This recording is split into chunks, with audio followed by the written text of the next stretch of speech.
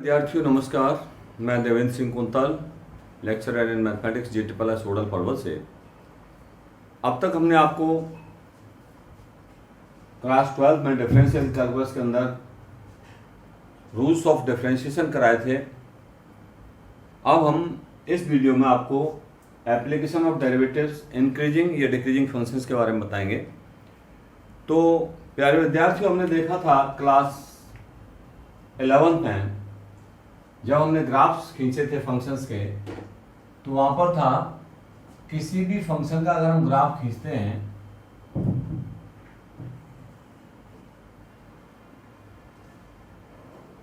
तो मेनली दो टाइप का ग्राफ हो सकता है। या तो कोई कांस्टेंट फंक्शन है तो उसका कांस्टेंट ग्राफ जाएगा, या आपका f(x) = k। या अगर कोई कांस्टेंट फंक्शन नहीं है तो उसका ग्राफ फिर किसी भी तरीके से आ सकता है, या आपका y = f(x). अब इस फंक्शन में हम देखते हैं कि कांस्टेंट फंक्शन है तो इसका डिफरेंशिएशन तो 0 आएगा। लेकिन अगर इस फंक्शन को देखें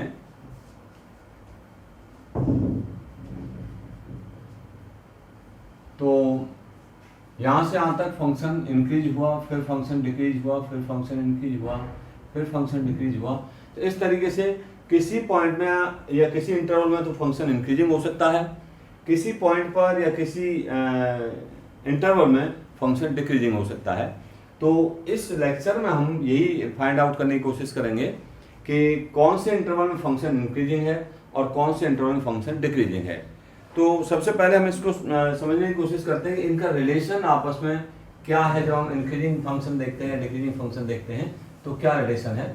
एक इंक्रीजिंग फंक्शन का ग्राफ बनाते हैं और एक हम डिक्रीजिंग फंक्शन का ग्राफ बनाते हैं और उससे समझाने की कोशिश करते हैं। ये हमारा एक इंक्रीजिंग फंक्शन है, ये y = f(x). इस इंक्रीजिंग फंक्शन के लिए हम देखें, मान लो एक ये पॉइंट लिया हमने और दूसरा ये पॉइंट लिया। इस पॉइंट को मान लिया x1, इस पॉइंट को मान लिया x2। तो ये जो है हो जाएगा आपका f(x1) और ये हो जाएगा f(x2). अब आप यहाँ पर क्या देख रहे हैं, x2 यहाँ से यहाँ तक की x एक्सिस की लंबाई है, x1 ऑरिजिन से इस पॉइंट तक की लंबाई है, f(x1) y एक्सिस पर ये वाली लंबाई है और f(x2) y एक्सिस पर ये वाली लंबाई है। तो यहाँ देखते हैं, फॉर इंक्रीजिंग फंक्शन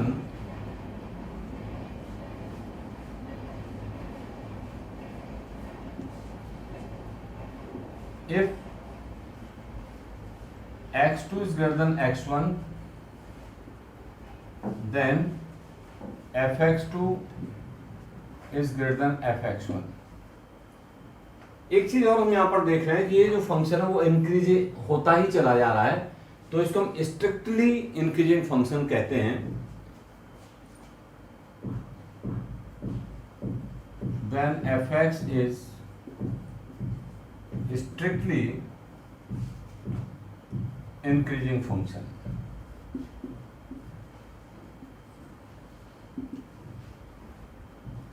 दूसरा हम डिक्रीजिंग का देख लेते हैं।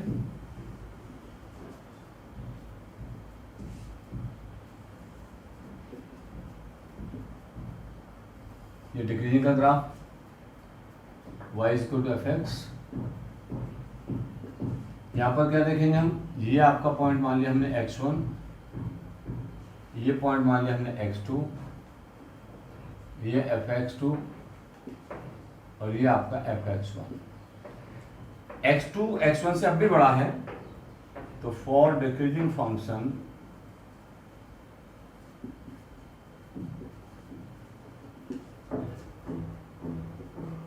x2 is greater than x1 implies f(x2) is less than f(x1). यहां पर जो f(x2) है वो f(x1) से छोटा है, then f(x) is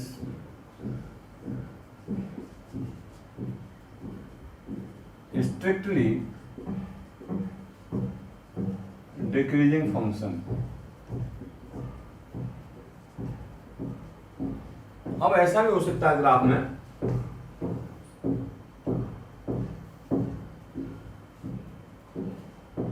कि कुछ देर फंक्शन डिक्रीजिंग हो फिर कांस्टेंट हो जाए, फिर डिक्रीजिंग हो फिर कांस्टेंट हो जाए। अगर ऐसा है, या इंक्रीजिंग में भी ऐसा ही हो, इंक्रीजिंग फिर कांस्टेंट, इंक्रीजिंग फिर कांस्टेंट, इस तरीके से हो कहीं पर ये x ये y। यहां पर अगर हम देखें x1 x2 ये दोनों पॉइंट हैं, ये आपका fx1 है,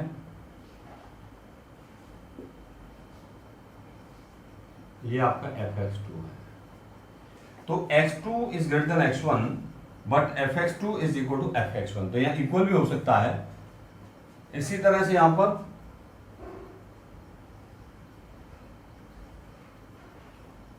x1 x2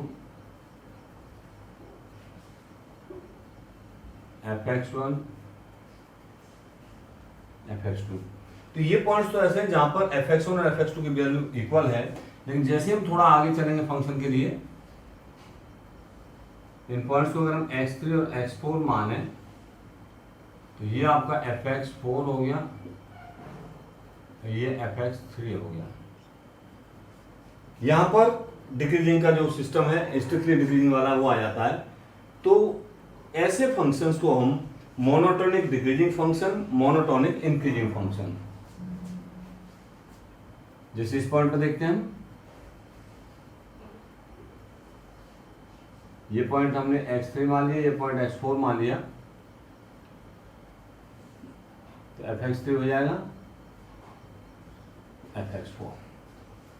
These type of functions are called monotonic decreasing और monotonic increasing functions। तो इनके लिए जो डेफिनेशन बनेगी वो आपकी बनेगी, for monotonic increasing function, for increasing function x2 is greater than x1, then fx2 is greater than or equal to fx1, then fx is strictly आपका हो जाएगा monotonic.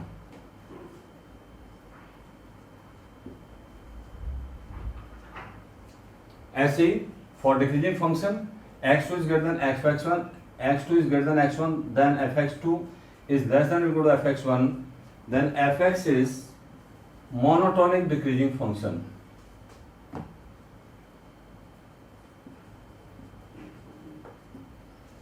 So it is made clear to you कि अगर strictly increasing function है तो उसमें equal का sign नहीं आएगा fx1 और fx2 के बीच में, या स्ट्रिक्टली डिक्रीजिंग फंक्शन के केस में भी नहीं आएगा, और मोनोटोनिक है तो उसके केस में इक्वल का साइन भी आ जाएगा, क्योंकि वहां पर वो फंक्शन कांस्टेंट भी हो सकता है और इंक्रीजिंग या डिक्रीजिंग भी हो सकता है।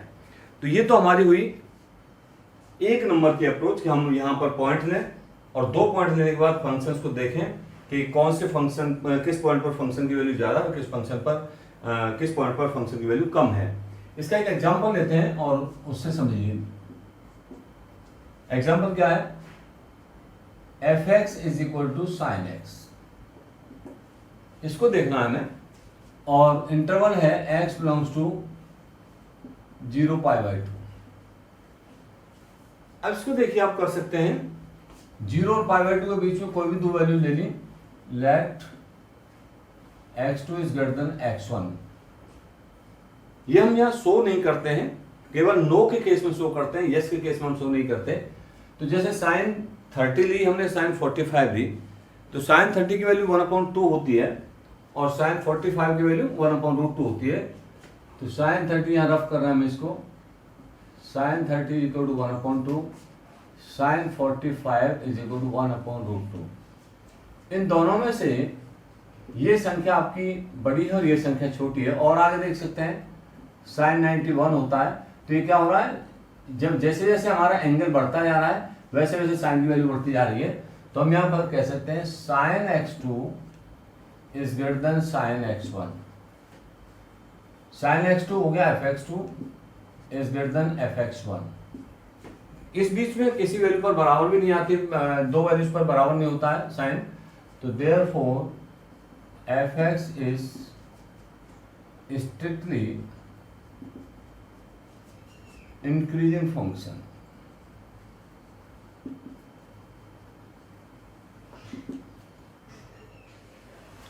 Example number 2, fx is equal to modulus x। इस फंक्शन को देखें where x belongs to r। इसे देखिए x2 is greater than x1 नए हम एग्जाम्पल के तौर पे यहाँ पर वर्क कर सकते हैं। -2 लिया और -7 लिया। -2 इज ग्रेटर देन -7 होता है,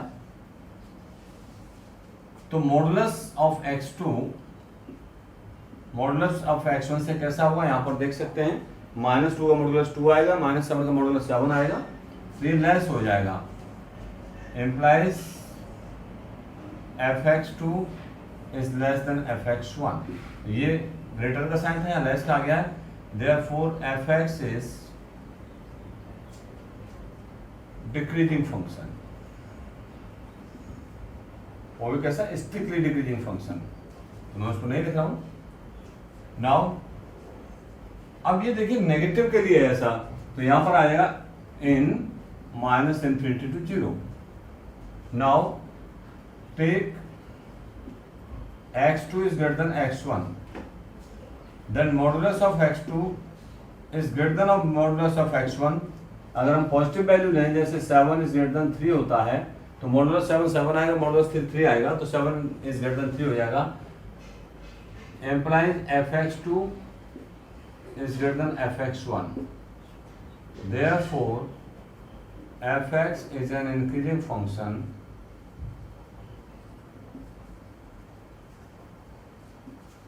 इन 0 to ∞।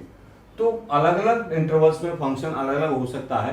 अगर ऑल ओवर बात करें x बिलोंग्स टू r में, तो कुछ पार्ट में तो इंक्रीजिंग है, कुछ पार्ट में डिक्रीजिंग है, तो हम कंप्लीटली कह सकते हैं hence fx is neither increasing not decreasing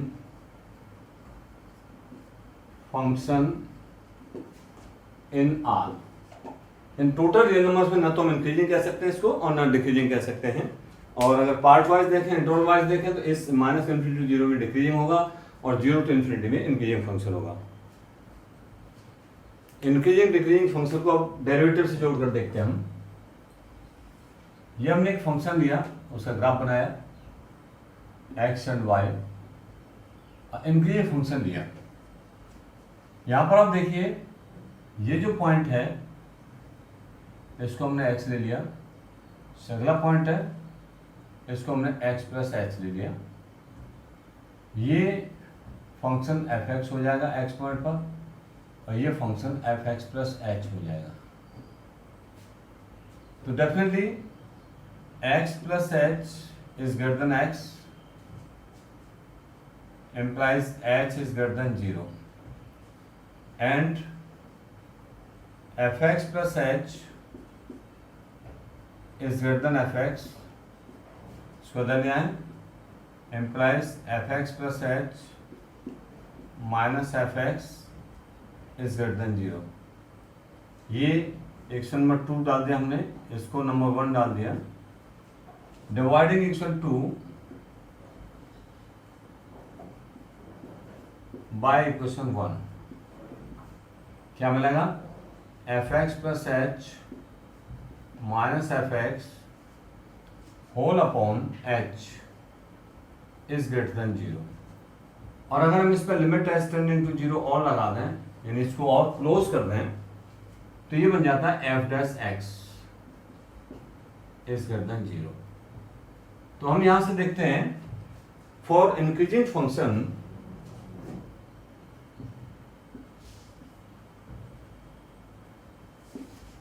for increasing function f dash x is greater than 0 and for decreasing function इसी तरीके से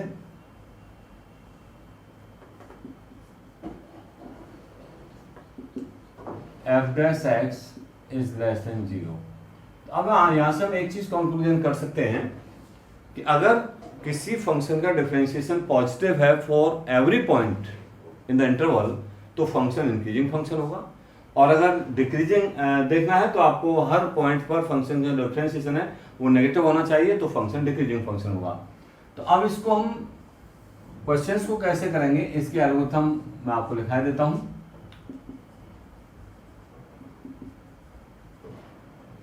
means step by procedure. Step 1, सबसे पहले क्या करेंगे, फंक्शन को देखेंगे फंक्शन क्या है। तो take the function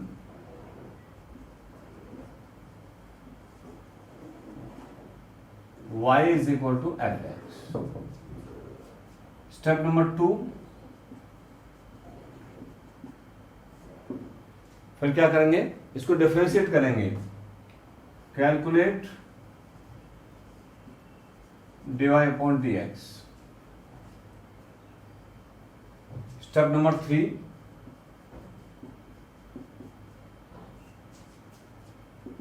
put dy upon dx is equal to 0 and find the values of x। एक वैल्यू हो सकती है, एक से ज्यादा वैल्यू हो सकती हैं, तो लाइकली उनको हम मान लेते हैं C1, C2 and so on. Step number 4 पर क्या करना है आपको, break the domain of the function at the points C1, C2 and so on, and make sub intervals। क्या करेंगे आप, मान लीजिए आपका डोमेन है किसी फंक्शन का माइनस इन्फिनिटी से इन्फिनिटी तक, तो इसको ब्रेक कर लेंगे C1, C2, C3 and so on. जितने भी पॉइंट्स आते हैं यहाँ पर निकल के उन सभी पॉइंट्स पर इसको ब्रेक कर लेंगे और सब इंटरवल्स बना लेंगे। एक सब इंटरवल ये हो गया, एक सब इंटरवल ये हो गया, एक सब इंटरवल ये हो गया। स्टेप नंबर 5, अब इसमें क्या करेंगे हम, इसके किसी भी सब इंटरवल की किसी भी वैल्यू को लेके एफ डैश एक्स में dy अपॉन dx में रखेंगे। अगर पॉजिटिव आती है एफ डैश एक्स तो ये इंक्रीजिंग हो गया सब इंटरवल में, अगर नेगेटिव आती है तो डिक्रीजिंग हो गया। स्टेप नंबर 5, टेक सब intervals and check f dash x at any value of it। किसी भी वैल्यू पर चेक करेंगे,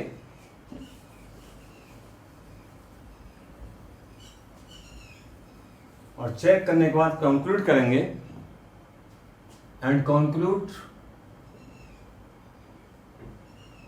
दैट, क्या कंक्लूड करेंगे, if f dash x is greater than 0 then f x is increasing function.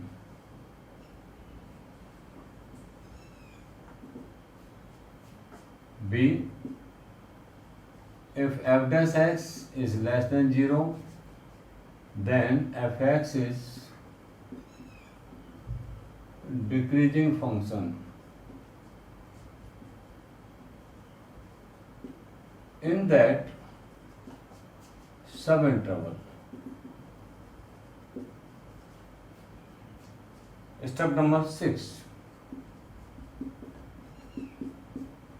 Step number 6 क्या होगा, final conclusion आपको निकालना है कि किस किस सब इंटरवल में इंक्रीजिंग है और किस किस सब इंटरवल में डिक्रीजिंग है। फाइंड द फाइनल कंक्लूजन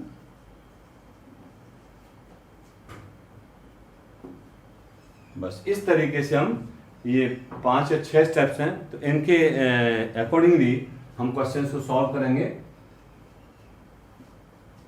एक क्वेश्चन मैंने अभी थोड़ी देर पहले लिया था sin x वाला, f(x = sin x), तो मैं उसी क्वेश्चन को इस मेथड से करके बताता हूं आपको।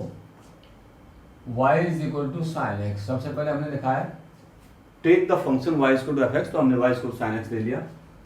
सेकंड स्टेप कहता है कैलकुलेट dy अपॉन dx, हमने यहाँ पर dy अपॉन dx फाइंड कर लिया, ये हो जाएगा cos x। फिर क्या किया, dy अपॉन dx से जीरो रखेंगे, तो फॉर इंक्रीजिंग फंक्शन या डिक्रीजिंग फंक्शन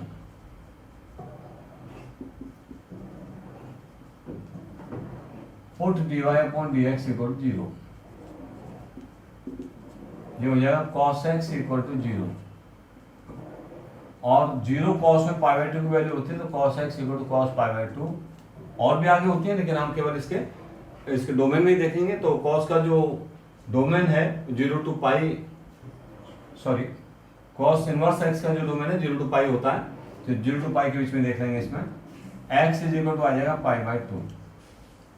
ये हमारा स्टेप नंबर 3 हुआ कि हम वैल्यूज देखें कहाँ पर ये dy अपॉन dx जीरो हो रहा है। फिर उसने कहा है स्टेप 4 में break the domain of the function. तो वैसे तो हम जीरो टू टू पाई भी ले सकते हैं इसको, तो यहाँ पर एक और पॉइंट आ जाएगा 3 पाई बाई टू का। फिलहाल हम केवल जीरो से पाई के बीच में देखते हैं इसको। यहाँ पर गिवन होगा कि किस इंटरवल में आपको चेक करना है। इसको एक पॉइंट पर तोड़ दिया हमने पाई बाई टू पर। एक सब इंटरवल आ गया हमारे पास zero to pi by two, दूसरा सब इंटरवल आ गया pi by two two pi. अब उसने स्टेप नंबर 5 में कहा है टेक सब intervals and check f dash x at any value of it. Now f dash x है हमारा cos x, जीरो से पाई बाई टू के बीच में कोई वैल्यू रखेंगे यहां पर, तो ये पॉजिटिव आएगा। F dash x is greater than zero in zero to pi by two. Therefore, f(x) is increasing function and 0 pi by 2। वहां भी इसी तरह से आया था, 0 pi by 2 इंक्रीजिंग फंक्शन आया था। ऑल्सो अब दूसरा इंटरवल सब इंटरवल देखेंगे, f dash equal to cos x, f dash x is equal to, से बाद में चेक करेंगे क्या है, पाई बाई टू से पाई ये सेकंड क्वाड्रेंट होता है, और cos सेकंड क्वाड्रेंट में कोई भी वैल्यू लेंगे तो नेगेटिव हो जाता है। In pi by two two pi, therefore f x is decreasing function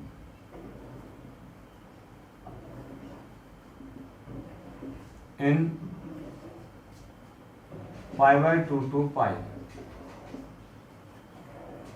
अगर ऑल ओवर जीरो से पाई के बीच में बात करें तो न इंक्रीजिंग होगा न डिक्रीजिंग होगा। Hence F x is neither increasing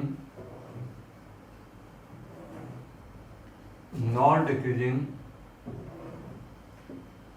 function in zero पाई।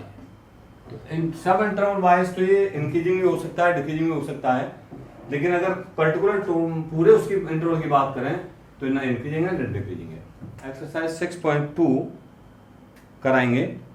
तो इसका क्वेश्चन नंबर 1 है, so that the function f x is equal to 3x plus 17 is strictly increasing on R. F x is equal to 3x plus 17। अब इस function को करने का तरीका हमारा एक नंबर का भी है, और जो हमने दूसरा मेथड आपको बताया था, एल्गोरिथम बताया था इसका, उससे भी हम कर सकते हैं। तो सबसे पहले हम एक नंबर वाले तरीके से करते हैं। Let x2 is greater than x1, then 3 से मल्टीप्लाई करा देंगे तब भी ये ग्रेटर देन ही रहेगा, 3x2 is greater then 3x1। और अगर इसमें 17 ऐड कर देंगे तब भी ये ग्रेटर ही रहेगा, 3x1 प्लस 17। ये बन गया आपका fx2 is greater then fx1। और यही हमने बताया था कि अगर x2 is greater than x1 है और fx2 ग्रेटर देन fx1 आता है, then fx is strictly increasing function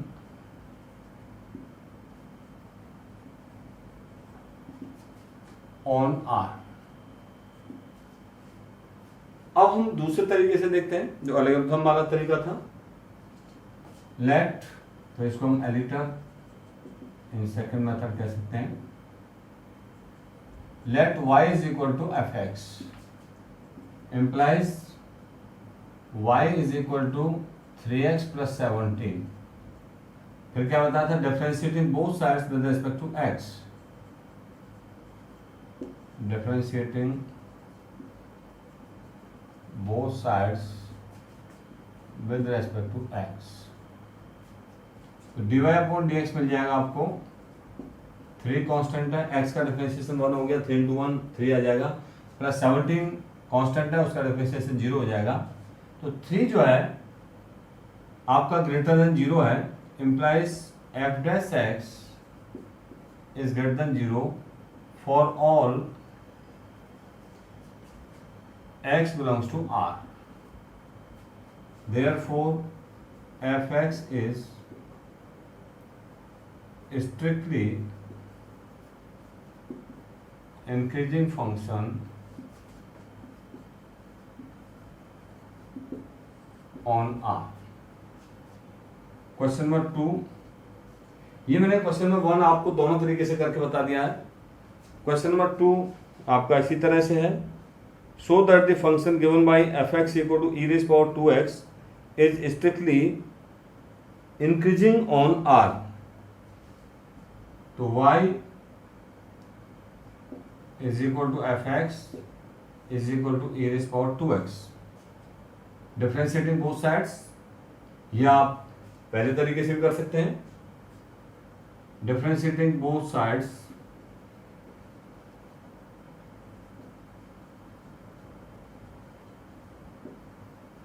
with respect to x, dy upon dx is equal to e की पावर 2x का डिफरेंशिएशन e की पावर 2x हो जाएगा, और साथ में 2x का करेंगे तो चेन रूल से 2 और आ जाएगा। अब आप देखिए e जो कांस्टेंट होता है, एक्सपोनेंशियल कांस्टेंट होता है, इसकी वैल्यू ग्रेटर देन 2 होती है एंड लेस देन 3 होती है, और इसकी पावर में अगर कोई वैल्यू दी जा रही है तो डेफिनेटली वो पॉजिटिव होगी। 2 आपका पॉजिटिव आई है, तो F dash x is greater than 0 for all x belongs to R, therefore fx is strictly increasing function on R. Now question number 3, so that the function given by fx is equal to sin x is strictly increasing in 0, pi by 2, and b strictly decreasing in pi by 2, pi, c neither increasing nor decreasing in 0, pi। तो ये question मैं आपको जब मैंने पहले इसका video कराया था introduction to increasing and decreasing functions, तो उसमें मैंने इसको करा दिया है। तो ये मैं आपकी प्रैक्टिस के लिए छोड़ रहा हूँ, for practice. Question number 4, question number 4 है, find the intervals in which the function f given by f x is equal to 2x square minus 3x is strictly increasing is strictly decreasing. तो ये जो question है इसमें intervals पूछे हैं, और intervals जिस क्वेश्चन में पूछे जाएं वो आपको जो हमने एल्गोरिथम लिखाई थी उसके अकॉर्डिंग आपको करनी है। तो take y is equal to जो फंक्शन दिया हुआ उसको ले लें, 2x square minus 3x, differentiating both sides with respect to x, dy upon dx निकाला, तो 2 कांस्टेंट है, x स्क्वायर का डिफरेंशिएशन 2x हो जाएगा, माइनस 3 कांस्टेंट, x का डिफरेंशिएशन 1 हो जाएगा, तो आ गया 4x minus 3 dy upon dx। फिर हमने बताया था dy अपॉन dx को 0 पुट कराएंगे, तो for increasing decreasing functions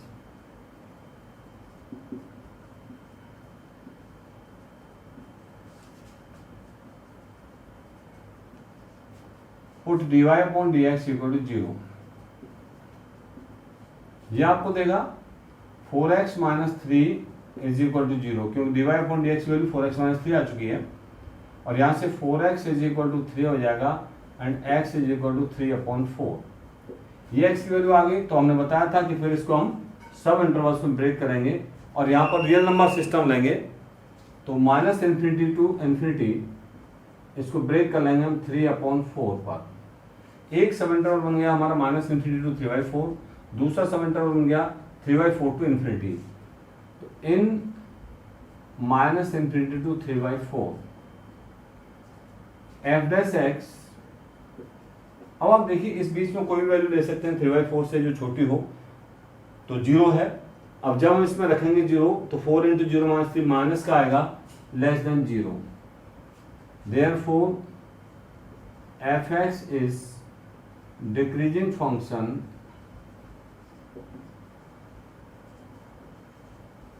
in minus infinity comma 3/4।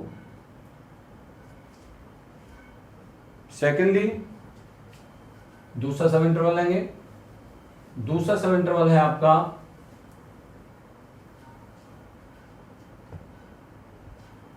In sub interval 3/4 comma infinity.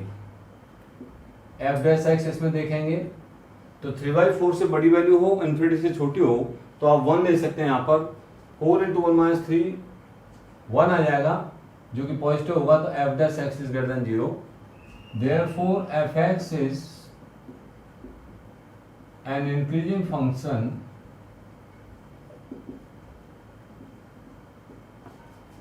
In 3/4 comma infinity. यही उसने पूछा था, find the intervals in which the function is increasing और डिक्रीजिंग। तो लास्ट में इसको कंक्लूजन के रूप में लिख देंगे, hence F x is increasing function in 3/4 comma infinity and decreasing function in minus infinity comma 3/4। ये इसका आंसर हो जाएगा। Question number 5, find the intervals in which the function given by f(x) is equal to 2x³ minus 3x² minus 36x plus 7 is strictly increasing strictly decreasing. तो ये question भी इसी type का है, एल्गोरिथम के थ्रू ही हो जाएगा। और इसके बाद क्वेश्चन नंबर जो 6 है, अगेन इसी तरह का है, find the intervals in which the following functions are strictly increasing और डिक्रीजिंग। इसके भी 5 पार्ट्स दिए हुए हैं, तो हम कोई सा एक क्वेश्चन ले लेते हैं। क्वेश्चन नंबर 5, पहले मैं इसको बता दूं, ये for your practice.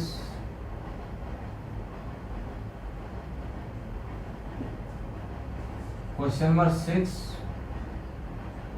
A part comma B part comma C part and D part, these are for practice। Now question number 6, E part। Question दिया हुआ है आपको, y is equal to x plus 1 whole cube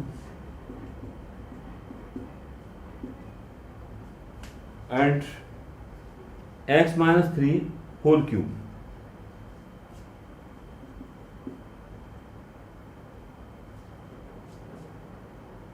differentiating both sides with respect to x, dy upon dx, तो इसमें product to लग जाएगा। पहले x plus 1 का whole cube as it is, इसका डिफरेंशिएशन करेंगे तो 3 into x minus 3 whole square आ जाएगा, और x माइनस 3 का करेंगे तो 1 आएगा, प्लस अब के बाद x माइनस 3 का whole cube as it is, x plus 1 का होल क्यूब का डिफरेंशिएशन करेंगे तो 3 इंटू एक्स प्लस 1 का होल स्क्वायर आ जाएगा, और x प्लस 1 का जब डिफरेंशिएशन करेंगे तो 1 आएगा। दोनों में से 3 कॉमन है, x प्लस 1 का होल स्क्वायर भी कॉमन है, x माइनस 3 का होल स्क्वायर भी कॉमन है। यहाँ इधर तो बच गया आपका x प्लस 1 प्लस इधर बच गया x माइनस 3। सॉल्व करें इसको, 3 इंटू एक्स प्लस 1 का whole square x minus three whole square into two x minus two common आ जाएगा इसमें से, तो 6 हो जाएगा। 6x प्लस 1 का whole square x minus three whole square and x minus 1। For increasing decreasing function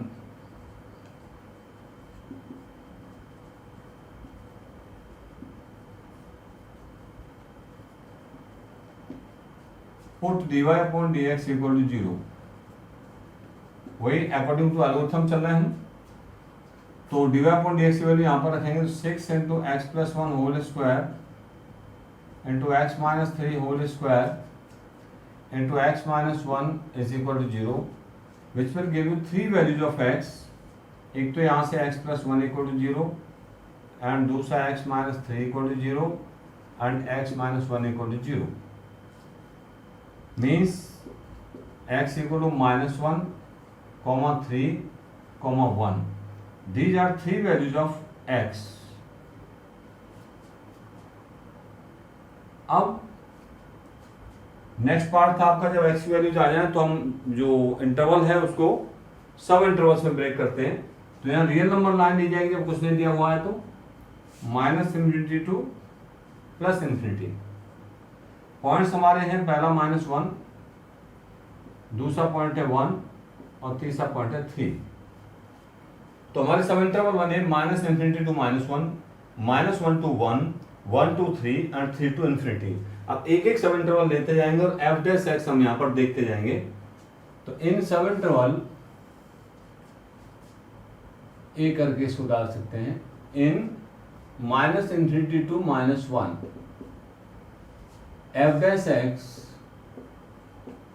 अब -∞ टू -1 के बीच में कोई भी वैल्यू आप ले सकते हैं, -2 ले लीजिए, और -2 जैसे ही इसमें डालेंगे dy अपॉन dx में, तो ये आपका स्क्वायर है इसलिए प्लस हो जाएगा, ये स्क्वायर है इसलिए ये भी प्लस हो जाएगा, और ये -2 -1 -3 आएगा, तो ये प्लस का, ये प्लस का और ये माइनस का, तो ये नेगेटिव हो जाएगा।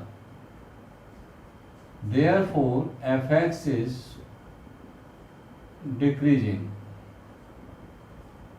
function in -∞ to -1। अब b सब इंटरवल लेते हैं, -1 to 1 in -1 to 1 f dash x। अब -1 to 1 के बीच में 0 रख सकते हैं आप, तो जैसे ही 0 रखेंगे ये स्क्वायर का पॉजिटिव है, ये भी स्क्वायर का पॉजिटिव हो जाएगा, 0 -1 आएगा, तो this is again less than 0। Therefore fx is decreasing function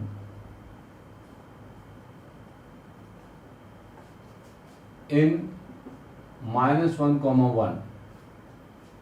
C सब इंटरवल 1 to 3, तो इन 1, 3 f डैश x। अब 1 और 3 के बीच में क्या करेंगे आप, 2 रख देंगे। 2 रखेंगे जब इसमें dy अपॉन dx में, तो ये आपका स्क्वायर है इसलिए पॉजिटिव आएगा, ये स्क्वायर है ये भी पॉजिटिव आएगा, 2 -1 1 आएगा, तो तीनों का मल्टीप्लिकेशन जो होगा पॉजिटिव आ जाएगा। f dash x is greater than 0, therefore fx is increasing function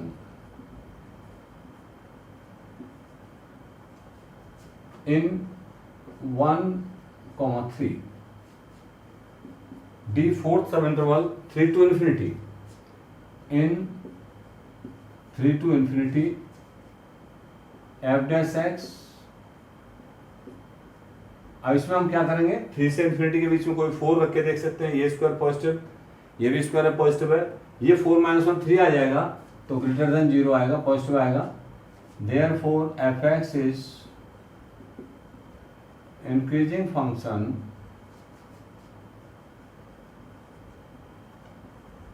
in 3 to infinity। तो ये तो अलग अलग सब इंटरवल्स में हमने देख लिया कि कहाँ पर ये इंक्रीजिंग है और कहाँ पर ये डिक्रीजिंग है। अब इसको समराइज कंक्लूजन करके लिखेंगे इसका, तो कंक्लूजन में क्या आ रहा है, -∞ to -1 ये डिक्रीजिंग है, -1 to 1 भी डिक्रीजिंग है, तो हम कह सकते हैं -∞ to 1 ये डिक्रीजिंग फंक्शन हुआ। तो लास्ट में इसका कंक्लूजन लिखेंगे, hence the function fx is decreasing function in -∞ to 1 दोनों में मिला के, and f(x) is increasing function. इन दोनों में देखिए 1 to 3 में भी इंक्रीजिंग है और 3 to इन्फिनिटी भी इंक्रीजिंग है, तो हम 1 to इन्फिनिटी कह सकते हैं, increasing function in 1 to infinity. यही आपका आंसर हो जाएगा। तो आज के लिए बस इतना ही। इसके आगे के क्वेश्चन हम नेक्स्ट वीडियो में कराएंगे। Thank you very much.